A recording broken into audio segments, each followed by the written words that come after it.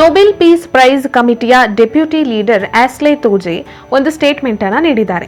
ಇಡೀ ಜಗತ್ತಿನಲ್ಲಿ ಯುದ್ಧವನ್ನ ನಿಲ್ಲಿಸೋದ್ರಲ್ಲಿ ನಂಬಿಕಾರ್ಹ ನಾಯಕ ಅಂದ್ರೆ ಅದು ಪ್ರಧಾನಿ ನರೇಂದ್ರ ಮೋದಿ. ಇವರೊಬ್ಬರಿಂದಾನೇ ಶಾಂತಿ ಸ್ಥಾಪಿಸೋದಕ್ಕೆ ಸಾಧ್ಯ ಅಂತ ಹೇಳಿದ್ದಾರೆ. ಇವರು ಈ ರೀತಿ ಹೇಳೋದನ್ನ ಕೇಳಿ ಈ ಬಾರಿ ನರೇಂದ್ರ ಮೋದಿ ಅವರಿಗೆ ನೊಬೆಲ್ ಪೀಸ್ ಪ್ರೈಸ್ ಲಭಿಸುತ್ತಾ ಅನ್ನೋ ಕುತೂಹಲ ಜನರಲ್ಲಿ ಮೂಡಿದೆ. ಸೊ ಅವರ ಮಾತನ್ನ ನೀವು ಒಂದ್ಸಲ ಕೇಳಿಸ್ಕೊಳ್ಳಿ. Prime Minister Modi has intervened on a positive note in the Ukraine crisis, warning Russia against using nuclear weapons. And I'm obviously very happy to see that. I think any responsible leader in the world should give this message, and it's all the more important when it comes from a powerful country like India.